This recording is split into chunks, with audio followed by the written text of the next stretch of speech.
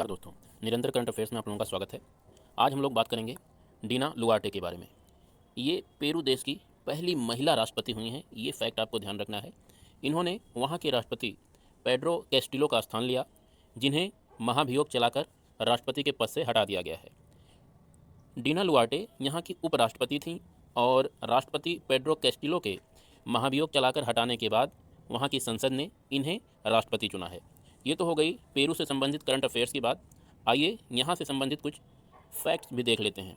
सबसे पहली बात आप ध्यान रखिए कि पेरू की राजधानी लीमा है और ये दक्षिणी अमेरिका महाद्वीप का एक प्रमुख देश है।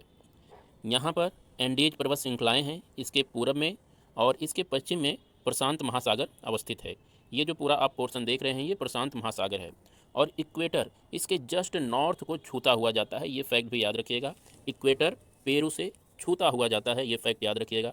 तो यहाँ पर क्या क्या आपको याद रखना है, साउथ अमेरिका का ये एक इम्पॉर्टेंट देश है, लीमा इसकी राजधानी है, एंडीज पर्वत श्रृंखलाएँ इसके पूर्व में अवस्थित हैं, पश्चिम में प्रशांत महासागर है और उत्तर में इक्वेटर इसे छूता हुआ जाता है। इतने फैक्ट पेरू के लिए इस समय आपके लिए उपयुक्त रहेंगे। अगले टॉपिक पे बात करते हैं, विश्व आयुर्वेद कांग्रेस से संबंधित है ये। अभी हाल ही में इसका आयोजन हुआ है गोवा में, ये आपको याद रखना है। और इस तरह का ये इसका 9वीं विश्व आयुर्वेद कांग्रेस और आरोग्य एक्सपो 2022 है। इसकी खास बात यह है कि पहली बार विश्व आयुर्वेद कांग्रेस में WHO भी शामिल हो रहा है, ये फैक्ट याद रखिएगा। और यहीं पे ये फैक्ट याद रखिएगा कि भारत के एम्स और जर्मनी के रोसेनबर्ग आयुर्वेद एकेडमी में समझौता हुआ है आयुर्वेद को बढ़ावा देने के लिए। स्टेटिक की बात करें तो आपको याद रखना है कि आयुर्वेद दिवस प्रत्येक वर्ष 23 अक्टूबर को मनाया जाता है। सुमेरु ज्वालामुखी ये चर्चा में है क्योंकि हाल ही में इसमें विस्फोट देखा गया है।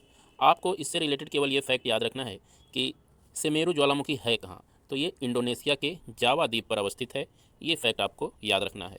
यहीं पर आप देखिए ये इंडोनेशिया का पूरा मैप है। अगर यहाँ से रिलेटेड स्टेटिक जीके की बात करें तो आपको याद रखना है इंडोनेशिया दुनिया का सबसे बड़ा दुनिया का सबसे बड़ा द्वीपीय देश है, यानी सबसे अधिक द्वीपों की संख्या वाला देश है इंडोनेशिया। और ये दुनिया का सबसे बड़ा आर्कीपेलागो है। आर्कीपेलागो को हिंदी में कहते हैं द्वीपपुंज, जहाँ छोटे छोटे द्वीप इकट्ठे रहते हैं, अपने एक साथ झुंड बना के रहते हैं। ऐसी जियोग्राफिकल संरचना को आर्कीपेलागो कहते हैं, या हिंदी में उसे आप द्वीपपुंज कह सकते हैं। तो इंडोनेशिया दुनिया का सबसे बड़ा आर्कीपेलागो है, आप ध्यान रखिएगा। यहाँ पे बहुत सारे द्वीप हैं जिससे मिलकर इंडोनेशिया बना है। इसमें से जो प्रमुख द्वीप हैं वो है सुमात्रा, ये आपका सुमात्रा है, ये जावा है, इसी जावा पर इंडोनेशिया की राजधानी जकार्ता स्थित है, ये आपको ध्यान रखना है। उसके बाद पापुआ न्यू गिनी आइलैंड का पश्चिमी हिस्सा भी इंडोनेशिया में आता है। तो ये कुछ छोटे छोटे आइलैंड, इंपॉर्टेंट आइलैंड है जिनसे इंडोनेशिया बना हुआ है, ये फैक्ट आपको याद रखना है। अगला टॉपिक जो है हमारा वो भी इंडोनेशिया से ही संबंधित है। हाल ही में इंडोनेशिया में शादी से पहले सेक्स को बैन कर दिया गया है और शादी के बाद पार्टनर के अलावा किसी और से शारीरिक संबंध बनाने को अपराध घोषित कर दिया गया है। इसके उल्लंघन पर 1 साल की सज़ा हो सकती है, ये आपको ध्यान रखना है। बात करते हैं पैकमैक एशिया एक्सपो 2022 की।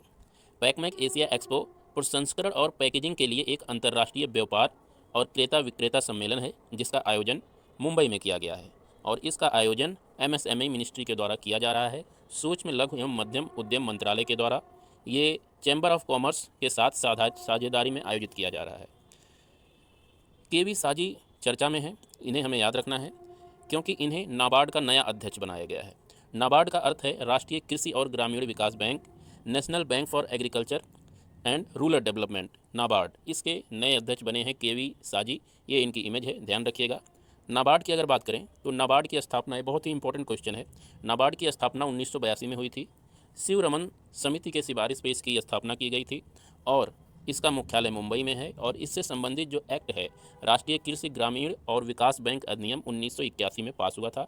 इसी एक्ट से नाबार्ड को सारी पावर और जो कुछ भी है रूल्स रेगुलेशन इसी एक्ट के तहत निर्देशित होते हैं।